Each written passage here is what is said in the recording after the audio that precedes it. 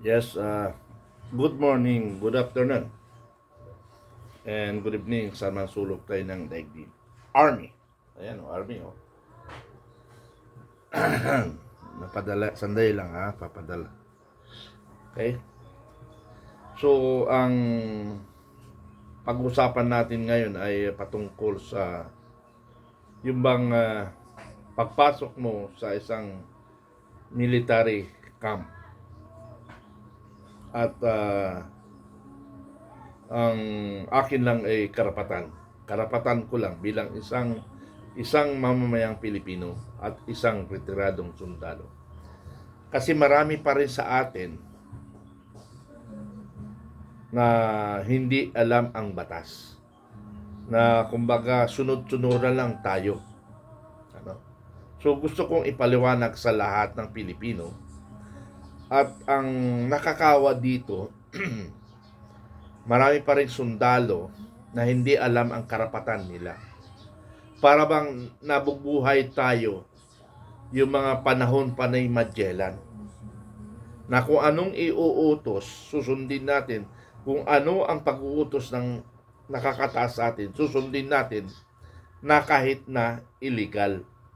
So I want to be honest sa lahat ng Pilipino and I want to lecture doon sa mga kakababayan natin na hindi alam ang batas and most especially in military institution o military camp. Dahil para bang nabubuhay tayo. Ito, nilecturean ako ng anak kong panganay. Nilecturean ako ng anak kong panganay. Napanood niya eh. Na sabi niya sa akin, Papa, kung mayroon kang objective, isa lang munang objective mo ang dapat i-discuss. Huwag na yung malawak para maintindihan ng Pilipino. Kasi marami daw Pilipino hindi rin talaga naintindihan ng batas. Kung siya ay sundalo, sabi ng anak ko, kung siya ay sundalo, nakapokus lang siya sa kanyang inuutos ng namumuno. Pero hindi niya tinitingnan kung legal ba ito or illegal. Now, ang tanong ngayon dyan, sabi ko, pwede ba nilang i-correct ang nakakataas nila? Nandun na tayo. Pero, dapat alamin nila kasi nga, ang nangyayari ay para bang ang tawag doon ay nasa isip mo, pinoprotektahan mo ang military institution, yun pala, napapasama mo yung military institution. So, yun ang i-discuss natin.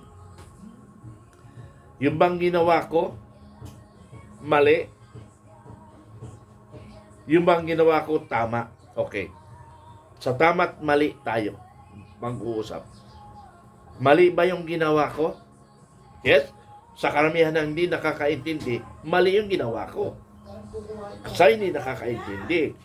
Or, hindi niya alam ang background bago siya bumanat ng kanyang opinion. Alin yun? So, yun muna. Mali ba yun? Hindi mali yun.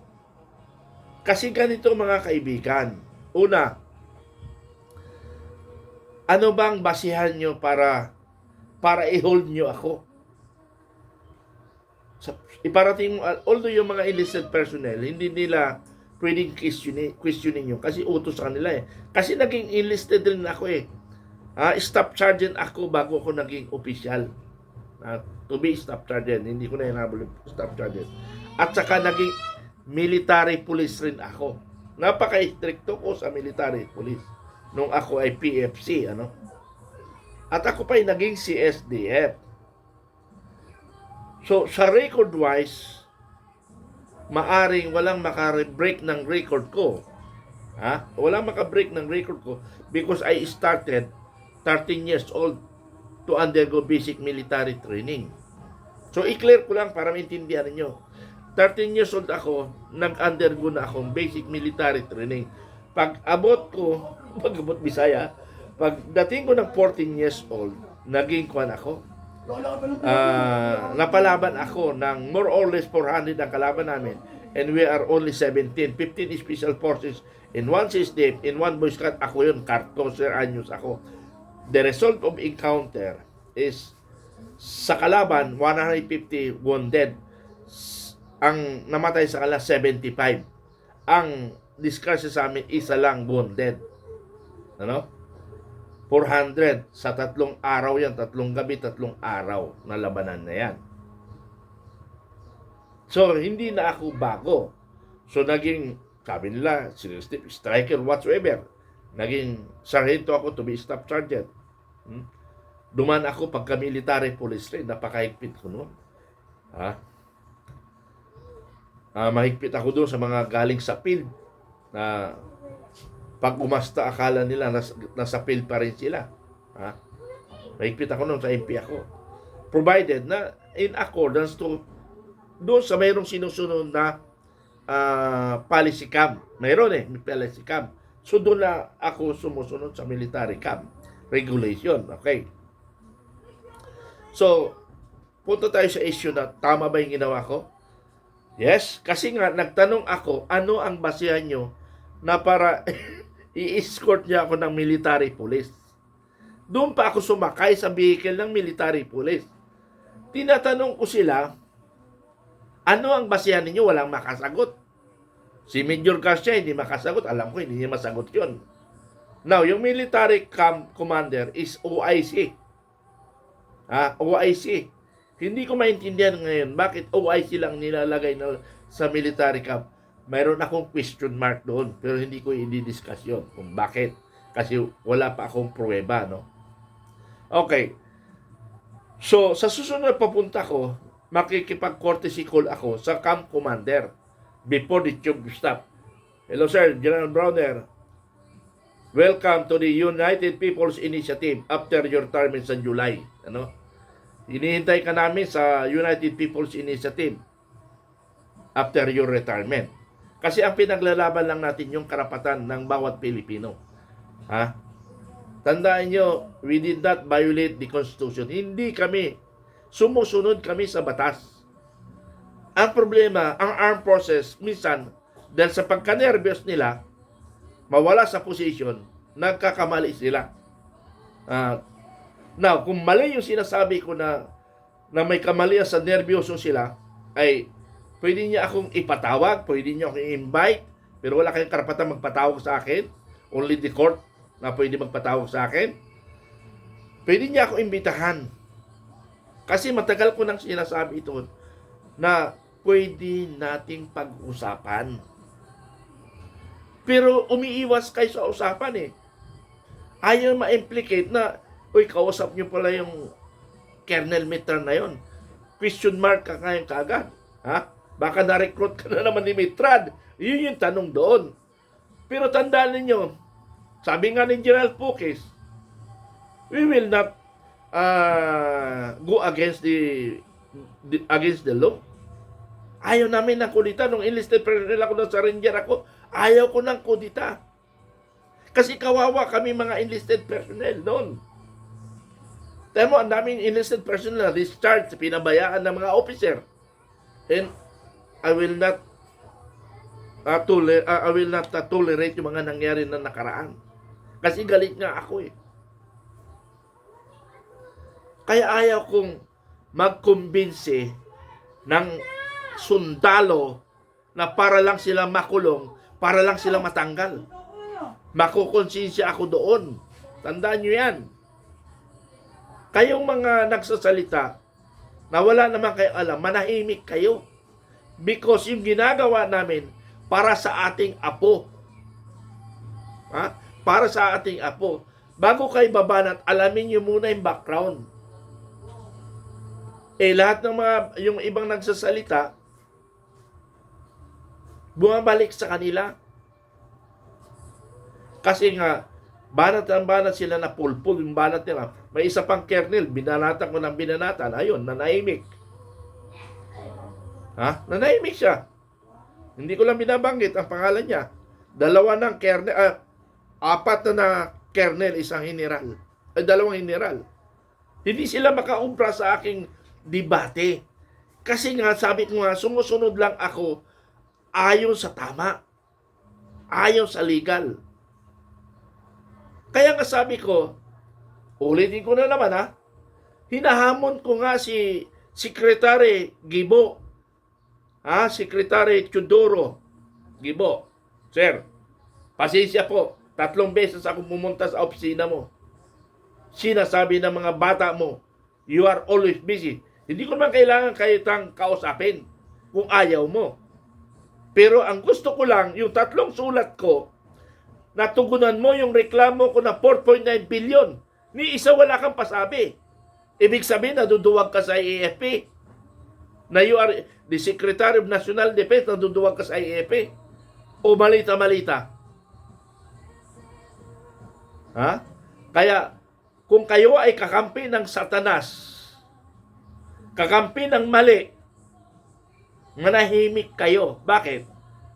Lahat-lahat yan madadamay pag ako nagpaliwanag. Kaya, kung gusto niyo protektahan ang ating organisasyon, manahimik kayo. Sundin niyo ang batas. Para si Colonel Mitran, manahimik rin. Ganun lang kasimple yan Pero habang iniipit niyo ako, habang inigipit niyo ako, masisira ang organisasyon natin.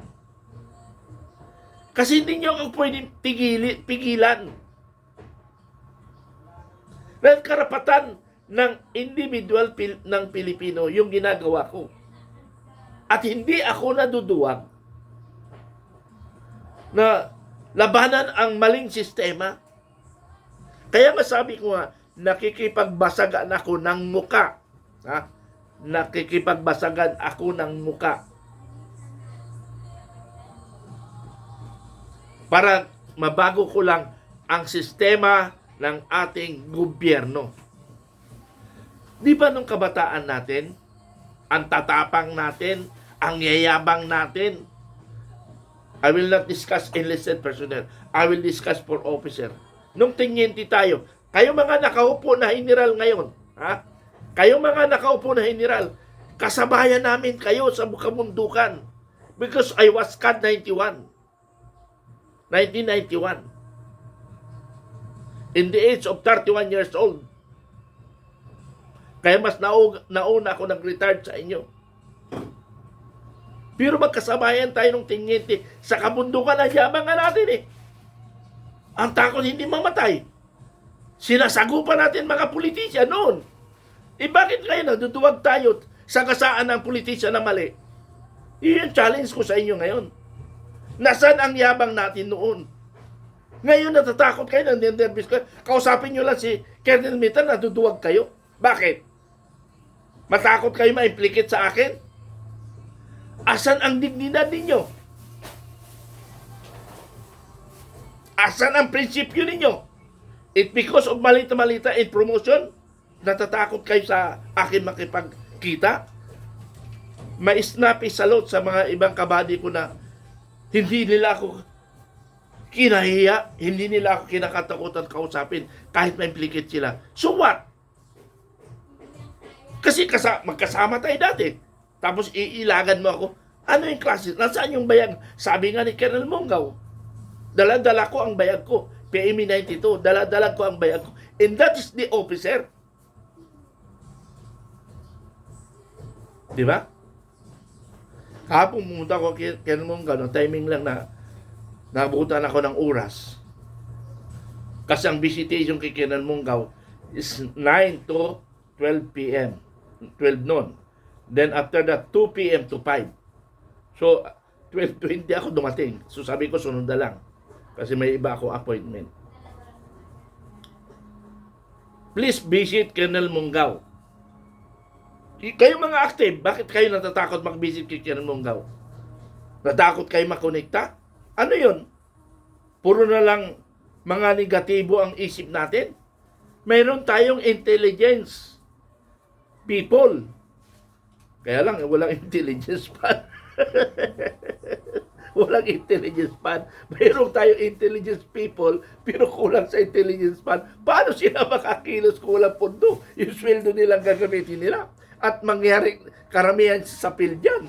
Tanongin yung mga intelligence. Hindi ko na lang isasabihin lahat yung mga kalokohan ng intelligence, ha?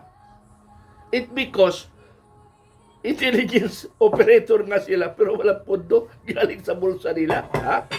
Kayo mga kakampi, ang hirap kasi dito sa mga pulpul, banat sila ng banat, hindi nila inaalam ang background.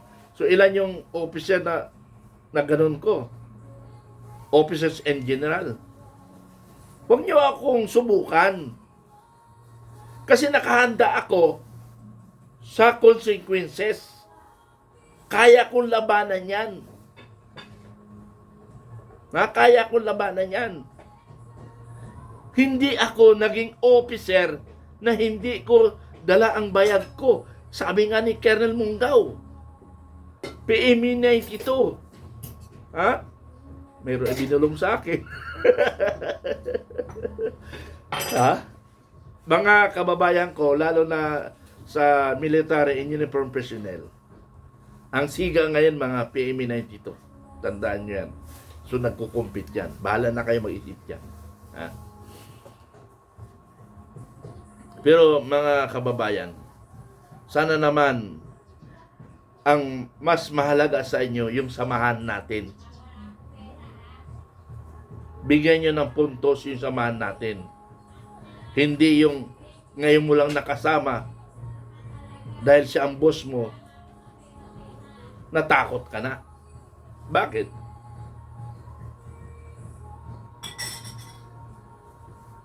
Kaya ngayon pa lang, kayo mga tenyente ngayon, ha? Kayo mga tenyente ngayon sa field, yung pagkaangas nyo ngayon, dapat dalhin nyo hanggang magiging general kayo. Hindi yung pagkaangas sa kakayan-kayanin nyo lang yung tao nyo. Hindi. As a whole, pati presidente. Di ba nung tenyente tayo? Tanga na, nilalabanan natin lahat ng mga congressman, gobernador eh. So what sila? Di ba yung mga term natin? Ha? Yan ang term natin. So what sila? Mayor? Gobernador? Congressman? So be it. Pero pag papunta natin ng Lieutenant Colonel, nakagano tayo. Ha? Anong klase naman yan? Diyos ko. Ay, po. Sorry ha. Nagdi-discuss lang ako sa sama ng loob ko kasi marami sa atin na hindi dala ang bayag. Sabi nga, kay Colonel Mungaw, yung sisihiya na, kinot ko lang si Colonel Mungaw. Dala niya daw yung bayag niya. Pero alam ko may negative kayong term na ginagamit kay Colonel Mungaw, hindi ko na lang banggitin.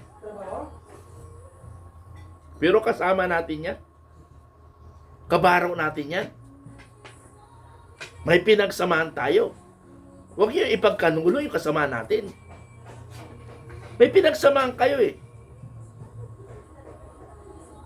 Mali yun mga kaibigan. Mali. Ha? Mali. Kayo mga hiniral ngayon, kayo yung mga kasabayan ko. To include mga Philippine National Police. Hindi ko maintindihan eh. Kaya nga, nakikipagbasagan ako ngayon. I want to change the system of the government. Especially the politics. Hintayin natin 2028? Ganon? Ang gusto natin? Paano kung dayain? 6 years na naman tayo maghihirap? 6 years na naman tayo magbabangayan? Tandaan nyo mga kaibigan, take note nyo, ilagay nyo sa kukuti nyo, ilagay nyo sa kukuti. Ang nagpagulo sa bansa, tandaan nyo hindi kami. Ilagay nyo sa kukuti, hindi kami ang nagpagulo sa bansa. Si Pangulong Marcos ang nagpagulo ng bansa. Dahil kasi adik siya, wala siyang matinong pag-iisip. Lagi. Kasi lagi siyang nakahit-hit.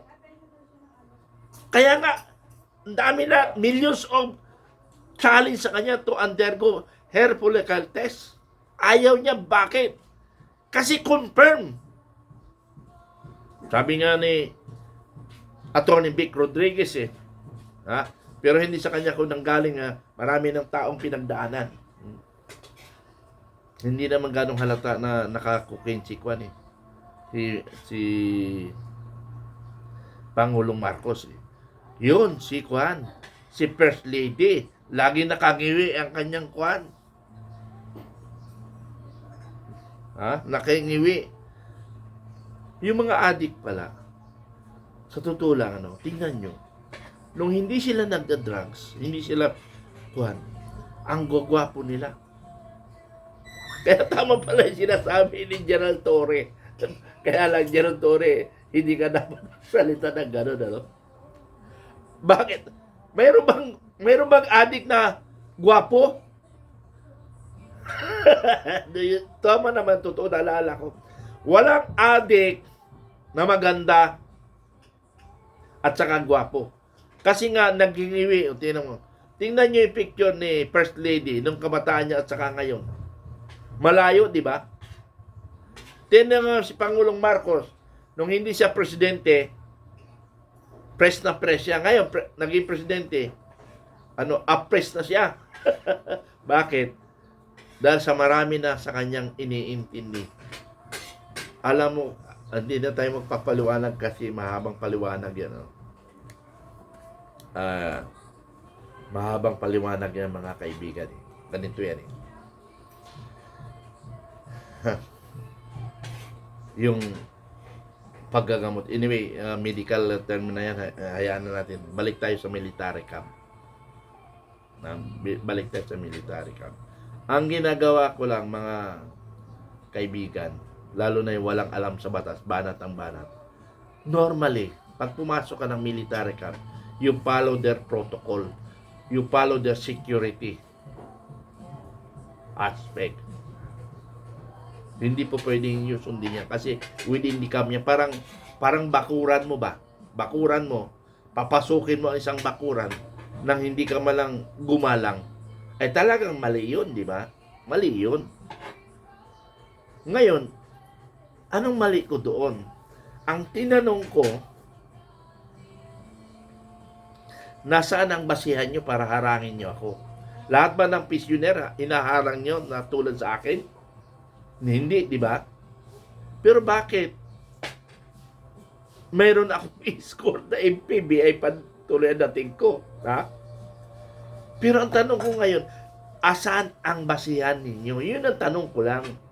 Kung mapakitaan nyo kayo ako ng basihan na military rules and regulations na covered at saka naka-specific yung pangalan ni Mitran, susundin ko. Sundin ko. Pero dadaling ko sa legal kung tama ba yung ginagawa nila. Ha? Ang tanong ko lang naman simple, ano ang basihan ninyo? Hindi ako kriminal? Hindi ako impeying armado? I did not violate the regulation? So, anong basihan ninyo? Yun yung tanong na hindi nyo kayang sagutin. Even General Browner, sir, nakakaladkad kita because of your junior. Dapat pag-usapan nyo yan. Habang hindi nyo pag-uusapan yan, makakaladkad kayo sa... Nakaladkad na nga ng AFP. Pati sa akin, nakakaladkad kayo. Ako, simple lang ang kausap. Katulad sa PGMC. Katulad sa PGMC. Si Commodore Casich. Kinausap niya ako. Among 5 generals of PGMC or officer na lang. Kasi may dalawa yata hindi general. Hindi na, general. Isa lang hindi yata. Hindi nila ako kinausap. Hindi nakaladkad ang AFP. Now, kay Commodore Cassis, hindi nakaladkad kasi kinausap niya ako. Di ba? Ganun lang kasimple. Bakit hindi niyo ako kausapin? Mayroon ba kayo tinatago kaya ayaw niyo akong kausapin? Para ma-corner ko kayo. Si J1. General Perez yata doon. Lahat ng sinabi ko, umuulan si General Perez. Kasi pag kumontra, ay masusupal pala siya. Kaya ang ginagawa niya, puro siya oo. Kung natatanda ko, hindi ako nagkamali, General Perez yun, sa J1. Puro lang siya oo ng oo. Kasi nga, pag kumontra siya, supal pala siya sa akin. Dahil tama yung sinasabi ko. Hindi ako makikipagbasagan ng muka kung mali ako. Luluhod pa ako sa kanila. kung mali ako. Pero pag tama ako, patayin nyo na ako.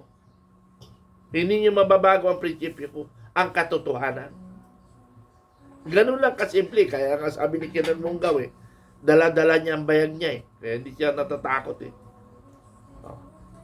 Biruin mo yan. Siya lang daw may bayag. Ha? Ang tatapang natin nung tinyente tayo para tayo walang kamatayan. Hindi tayo natatakot sa politician nun. Pero naging colonel tayo at saka general. Natakot tayo sa politician. Why? Because of promotion and designation. Dapat mabago yan. Dapat ang armed forces, hiwalay talaga yan. Hiwalay, lalo na yung position and designation. Dapat yung designation, hindi aabot sa commander-in-chief. Ha? Hindi dapat makialam ang commander-in-chief dyan. Focus sa executive, national defense. Huwag na siya makialam sa armed forces. In time of war, doon lang siya makialam. Pero in time of peace, hayaan niya yung chief staff to magdumiskarte para mapaganda naman ng armed forces.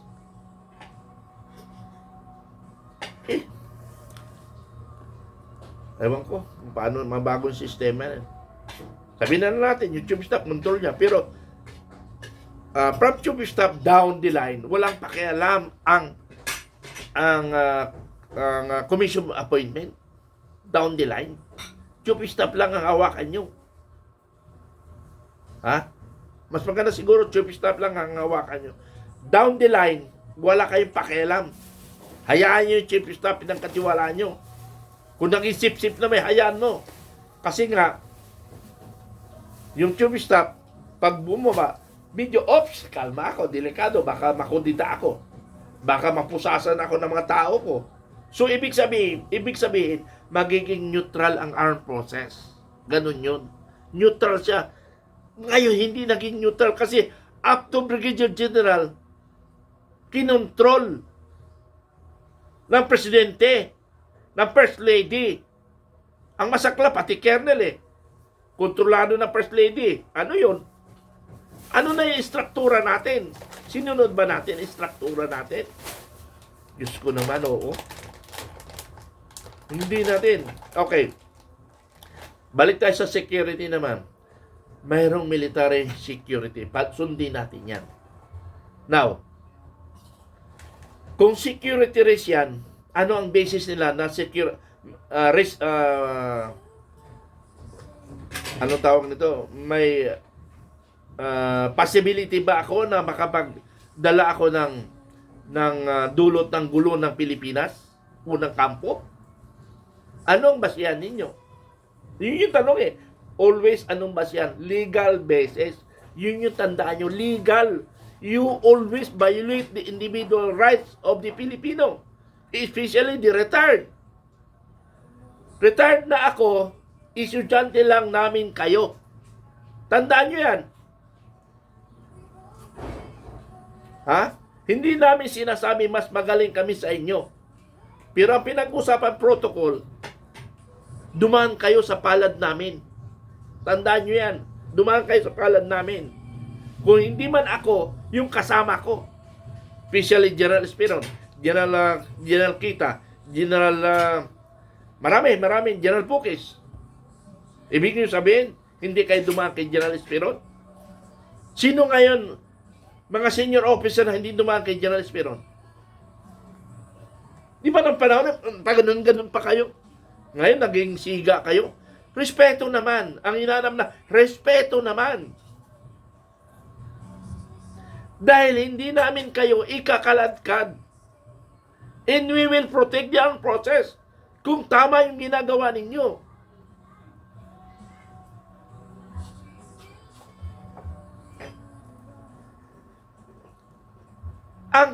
Ang Camp Aguinaldo or military camp, yung mga camp, malalaking kampo, that is a public places. Public yan. May mga areas lang na hindi pwedeng pakialaman ng sino mang public kahit even military. May areas yun na hindi pwede. Pero yung dadaan ka, katulad yan, maraming maraming facilities na, government facilities na kailangan pumasok ang sibilan at saka military. Mababawalan mo ba yun? Na kung bawal yun, walang problema. That is camp regulation. Ilabas nyo lahat yan. Ilabas nyo sa kampo. That is the solution. Di ba? Yung kwan, yung PGMC, ilabas nyo sa kampo para walang retard na papasok. Ganun yun. Ganun lang kasimple yun. That is the solution. Kayo mga walang alam dyan, balat kayo ng balat, ginagawa nyo tanga yung sarili nyo. Nag-retard na kayo, hindi nyo alam yung pinagsasabi nyo. Meron nga isang kernel na sinabi niya, yung kernel ay matalino ha, sabi niya, you are under of article of war. Ha? Paano kami? Paano tayo naging under article of war, sir? Eh, yung article of war is only for the military. And we are now retired. Sayang yung talinong kernel na yun. Dahil sa kanyang kagustuhan mag-sip-sip, sa palagay niya naging tama. We are covered of military or the military justice and article of war once you recall the retired from the active service. And that's the now. We are under covered of military justice in article of war. Ganun lang kasimple. I-recall nyo kami. At we are under military justice. Ganun lang kasimple. But pag hindi nyo ginawa yun, hindi nyo pwedeng i-covered. Kayo naman, oo, mag-isip naman kayo. But yung i-recall nyo kami sa military service, kailangan ng batas yun. Kailangan ng batas yun. Na i-recall nyo kami. Hindi po pwede i-recall nyo kami na walang batas. Gumawa kayo ng batas. Kausapin nyo yung mga malita-malita ng congressman para ipabalik nyo kami, para parusahan nyo kami. Eh, pagpasok namin, na-recall kami sa military service, gaganunin kami. Kasi we are now covered by military. Pero habang hindi kami covered, we exercise the Constitution, 1997 Constitution. Ganun kasimple. I-recall nyo kami para ganun lang talaga. Pati si Gerald Pukit, pati si Gerald Pero, nakaganon lang kami. Pero ngayon, ang tanong ngayon dito, at ini-recall ni General Esperon, kayo ang sasaludo. Kaya hindi ko maintindihan ngayon dahil nga kay Pangulong Marcos ginulo niya ang bansa, pinag-away-away niya ang Pilipino, pinag-away-away niya ang retired at active. Wala talaga ito apelidong Marcos. Nung makaraan ng Marcos na loyalist ako, pinag-away-away niya lahat ng Pilipino. Nag-away family war, Aquino Marcos, family war family war, Marcos Aquino. Dinamay niya ang Pilipino. Ngayon na naman, Marcos Duterte. Puta, Marcos na naman. Marcos Duterte, nag-away ang family, pati ang Pilipino, dinamay. Anong klase yan? Bakit? Yung utak ba ng dating Pangulong Marcos Sr., utak rin ng Pangulong Marcos Jr.? Parang hindi. O ginaya niya. Lalo niyang winalang niya ang pilidong Marcos. Sorry lang. Kasi nga, kailangan natin i-discuss yan. Kawawa talaga ang bansa natin sa ginagawa niyo.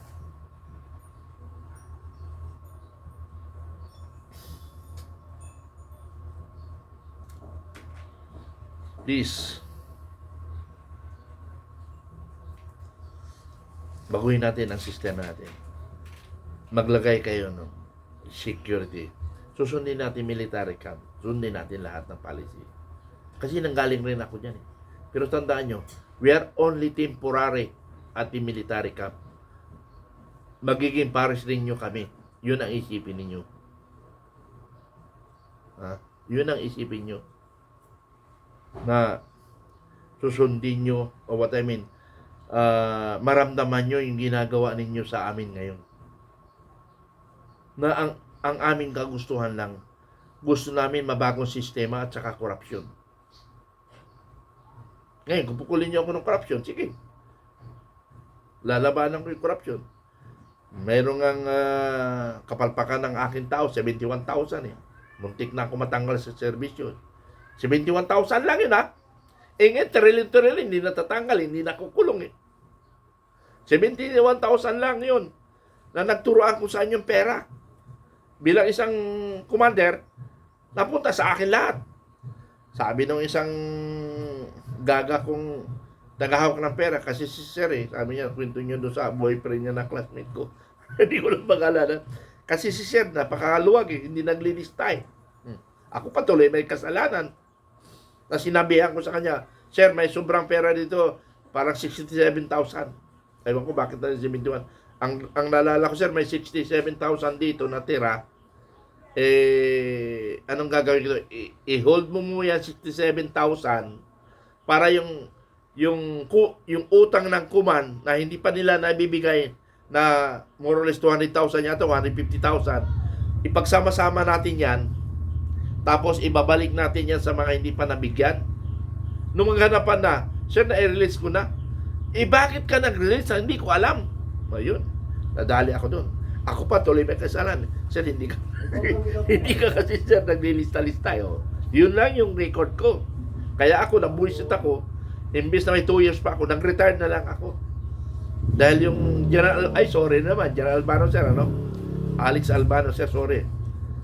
Hindi ka nakikinig sa ibang side, isang side lang yung bulong lang sa iyo, kaya ginagawa kitang putahe ngayon. Ha? Special forces ka pa naman. Diyos ko.